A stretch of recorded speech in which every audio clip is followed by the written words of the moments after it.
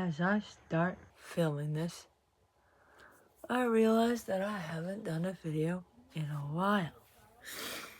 Now, before we get into spring, I'm gonna tell a few stories and do some story videos, but then I'll do spring things that bug visually impaired people, especially with RP or what I have, which is similar to RP.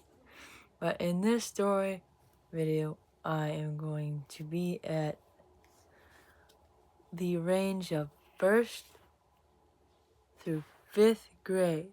I'm holding up the number 1 with one hand and 5 fingers with the other, for people who do have vision and like the visuals. And at the end of the video, I'll be back with a Bible verse and my little cards, because I feel like I should do that again. I've been a little lazy with the channel promotion, but here we go. So, the first year that a cane was proposed to me by a mobility teacher, O&M, and introduced to my parents, was 1st grade, because I did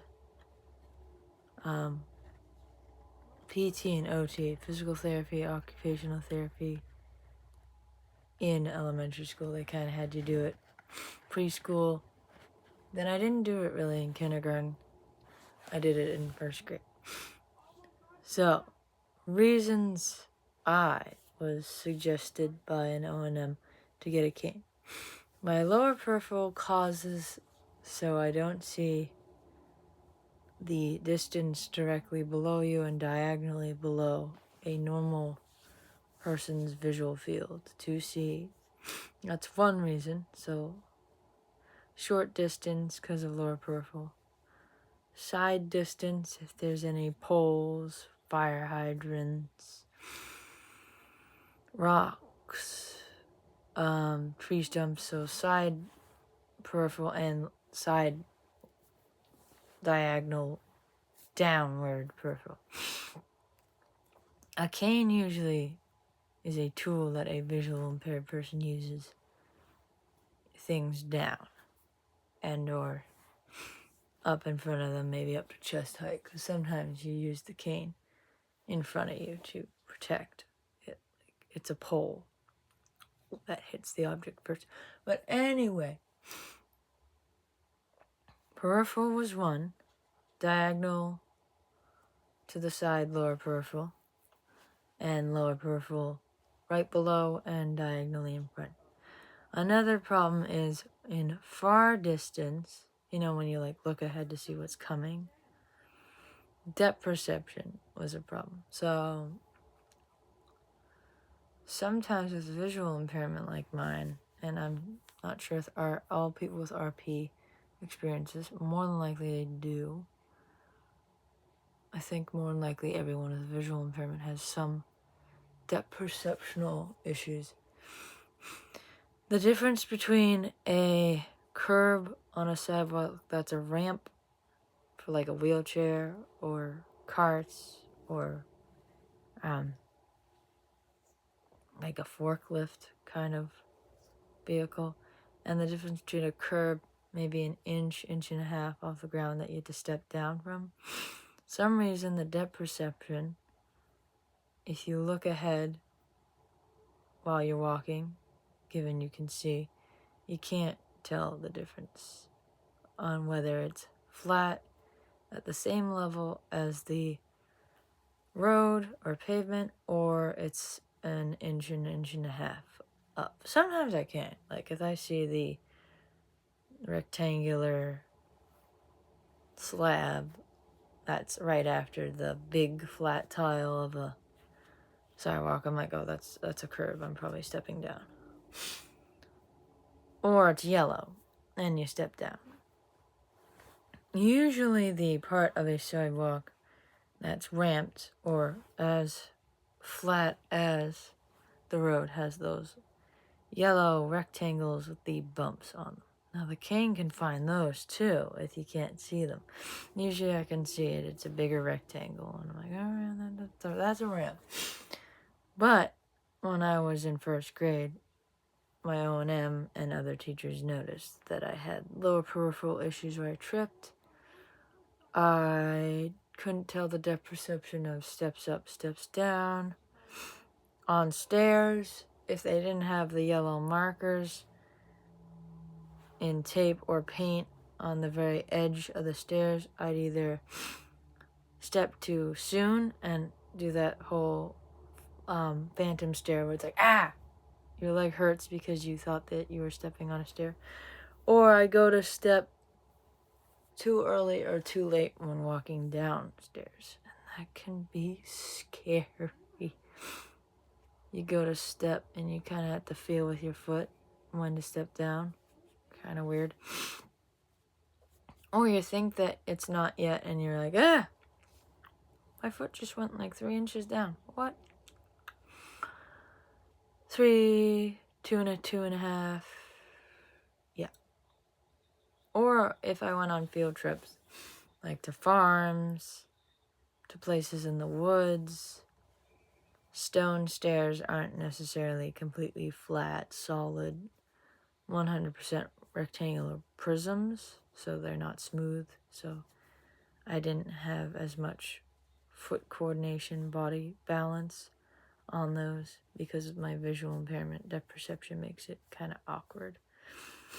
So depth perception, peripheral, and the last one is night vision or dark adaptation, or for people that are like, what? Light adjustment. If I went in from recess, from a bright sunny day into the stairway that led up to our classroom, I just stop, or I'd walk so slow that the rest of the class and the teachers are like, what? Okay, the rest of the kids in 1st grade, 2nd grade, and 3rd grade, it's just like, whatever. Just happens. The teachers are like, wow, she's just not able to keep walking. I mean, everyone on planet Earth has to have eye adjustment. From really bright to really dark. Especially with our modern lights, LEDs nowadays. Back then, they were still bright lights. Especially white light. And everyone on planet Earth, if you were to leave your house to go out at night, it's night. Takes 30 minutes for your eyes to fully adjust to see stars and more details on the moon. So that's just normal. But walking from a bright sunny day into a building to find the stairs to go up to the classroom, on average, it takes like 15 seconds for a normal person. For a visually impaired person, 2 freaking minutes. 2 minutes. 5 minutes to have like full light. 2 minutes to have functional. Even if I walk into the main entrance of the building of the school, my O&Ms and teachers notice she's got to like slow down significantly while her eyes adjust. And the front lobby is brighter than the stairway when you come in from recess. Completely different parts of the school. So that is also where you can use a cane. You can wide sweep to find the borders of the door if your peripheral and your light switch vision, light adaptation vision doesn't work. You can sweep the cane, especially if you have a rotating marshmallow tip. I'll talk about the marshmallow tips. To find the rugs, because, they gotta have the foyer and the front entrance of schools fancy. And they have to have rugs that get the dirt, the water, or the snow off your shoes, depending on what season it is for recess.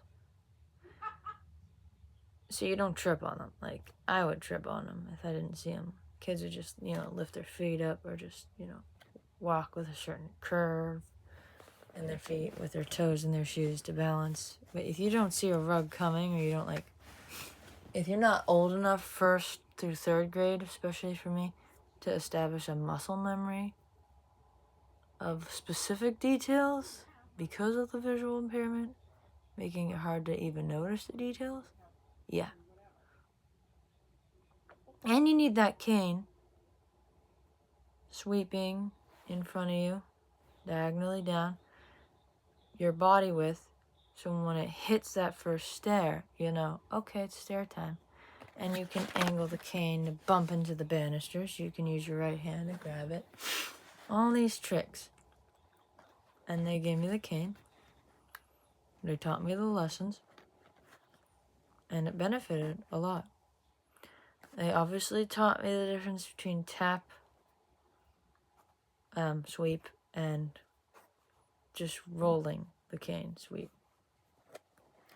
Usually when you're outside, for me when I was outside, finding the edge of the curb, the sidewalk, keeping my cane available for obstacles. Since there weren't a lot of obstacles where I usually walk, I did the tapping method. Like, you tap it on one side when you have your, so it's tapped on the ground on your right side while your left foot goes forward. So it's like the opposite foot goes forward, your cane's on the opposite side. Kind of like your arms. Like when you're moving your left foot forward, your right arm's swinging forward with it. And then when your right foot's going forward, your right arm's going with it. And my cane. What hand? I don't use my cane a lot. I use my right hand. They say to use the opposite of your writing hand, which most people, a lot of people with a cane use their left. I use my right.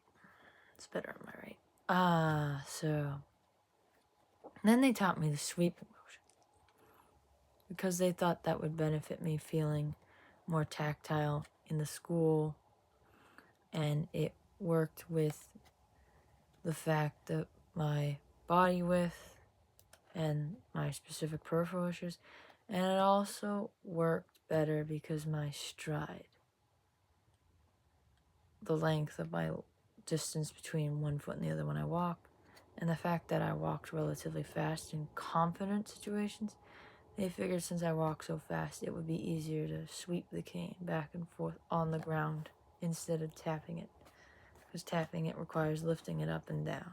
So, I did do the tapping, though. I did. I eventually moved to sweeping. So that brings up the marshmallow tip. This is where the story goes more into 5th grade.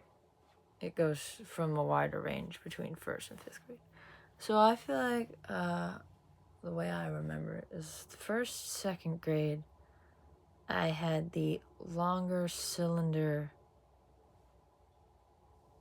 marshmallow tip that's like, it's a little more narrow. It's more only like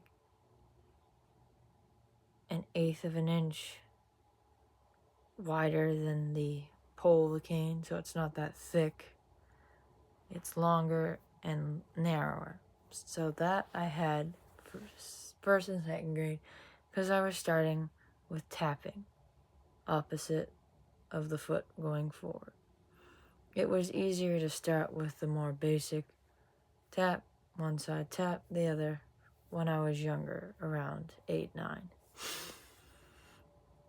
And as I started learning how to use the cane, the O&M and the teachers noticed and shared their observations, and that's when the O&M offered the opportunity for me to try multiple marshmallow tips. Most orientation mobility teachers come packing with multiple tips, and what you can do is you can pull the tip. I think you twist it, pull it, and unhook, because most canes, especially the folding ones, are all connected by this really strong cord. That's how you can pull it apart to fold it, and the cord bends. So I actually started with just a solid cane, so the O&M had to get me in 2nd grade a folding cane, and we would twist, pull, unhook. I'm not sure if the canes are like that anymore, but this is how they did it. And we were able to try multiple marshmallow tips. You got the marshmallow tip that actually looks like a marshmallow. You get the marshmallow tip that actually looks like a marshmallow that rolls. And you can, like, spin it and fidget with it in class under your desk. Or, like, right in front of a teacher.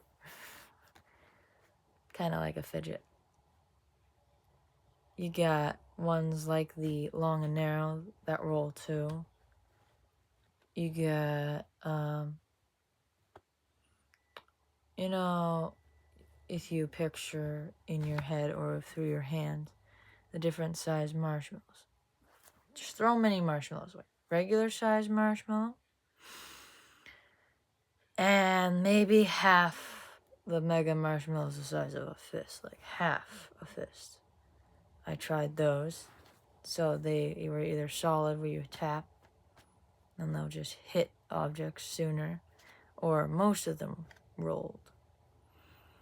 And then there are the options of canes with ball tips. They're either red or white. I didn't try a ball tip. I tried like a cross between a ball and a marshmallow. It's like a smooshed marshmallow that's rounded so it can roll better. I tried that. I ended up choosing that one. Not the big flattened marshmallow that has a circular. I chose the medium one. It had like a silver screw to put it in, so it was kind of shiny.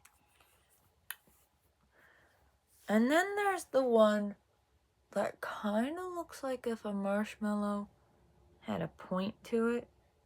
Not like a diamond, but it almost had like a marshmallow with a slight diamond-esque tip. I had that in 4th grade.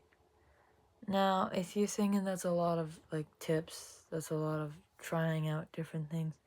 Yeah, usually when your O&M's teaching you how to use a cane, I think it can be common to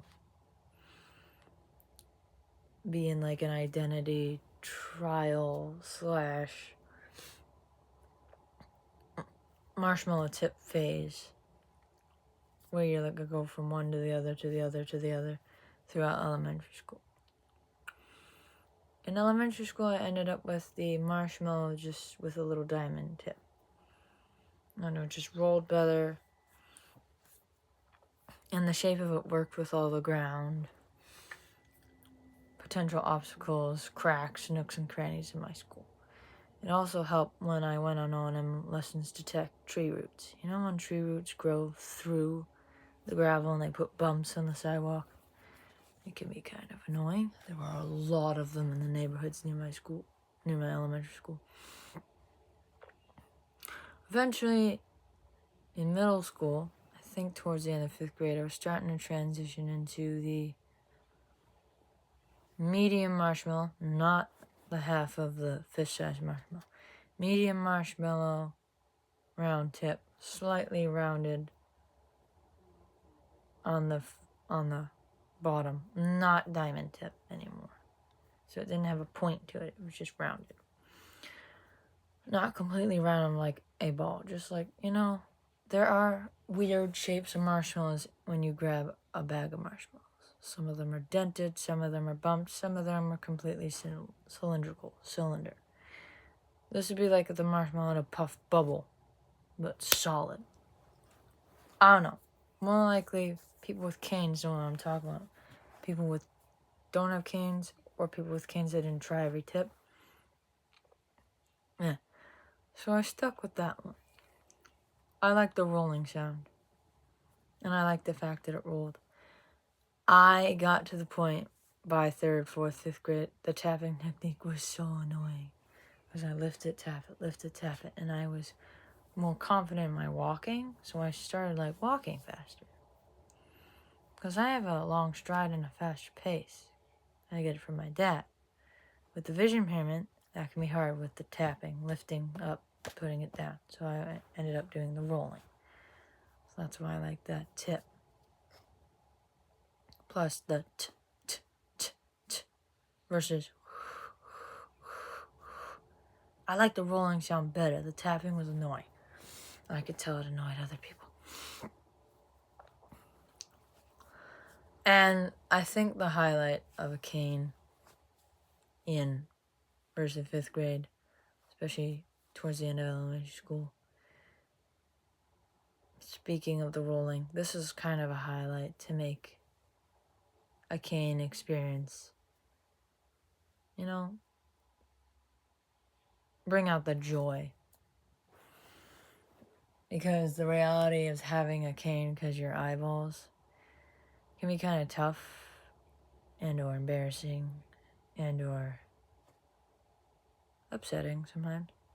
So bringing the joy out of it. The favorite part when I was little was because kids take the joy out of everything. The different sounds and the different types of pitch and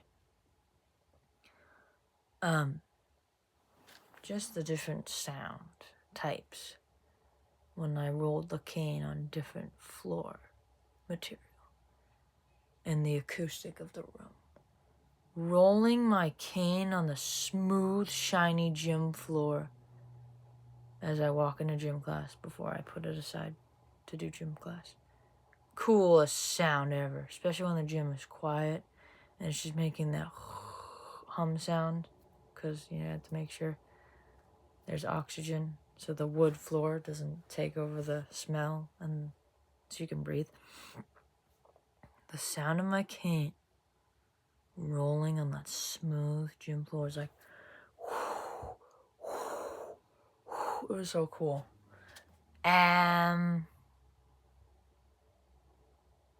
like the bumpy sound when I rolled the cane on the bumpy yellow rectangles right near crosswalks because it had a rhythm to it. See, this is just the things that come up because I know if you're watching this video, Life with a Cane is the title. You're probably in a state of mixed emotions when it comes to canes. So the joy when I was in elementary school, being fascinated by all the marshmallow tips, the sounds. You have to make positive out of a tough situation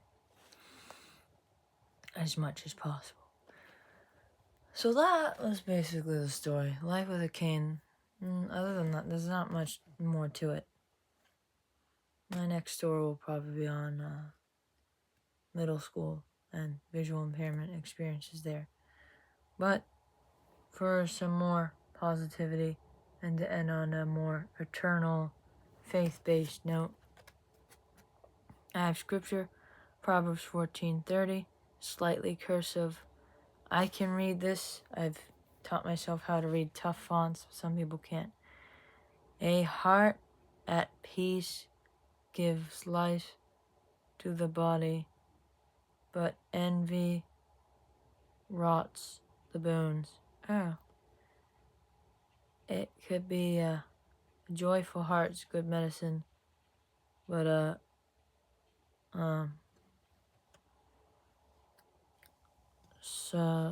sorrowful spirit dries up the bones. There's different translations and phrasings.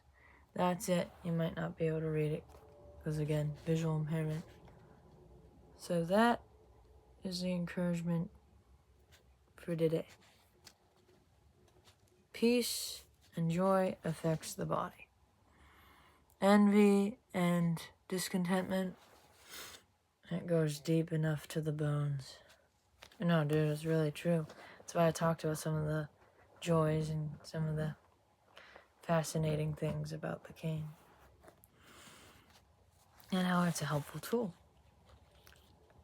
You adapt to what you're given in this life. Because this life's temporary. So, if this video gave you value and you liked hearing the story, or it helped you in your journey with a cane, give it a thumbs up, a like, you know where the button is. And if you think other people could benefit and this story could impact them, share. It's that arrow that points on your screen to the right. And if you want to find more videos, I have more story videos. This video will be in a playlist, and other videos about what visual impairments are, and little cookie shorts. Subscribe. Even though I don't do this as often for this channel anymore, they're still up there.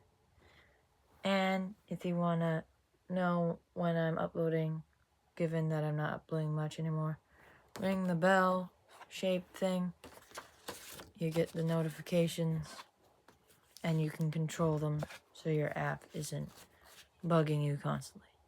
That's it for today. Until next time when I talk about middle school, yay, just focus on the positive. And if you have a cane, try rolling it really loud in different environments. It's a cool sound, and you can make music with it. I don't know. Food for thought. Little tip. Goodbye.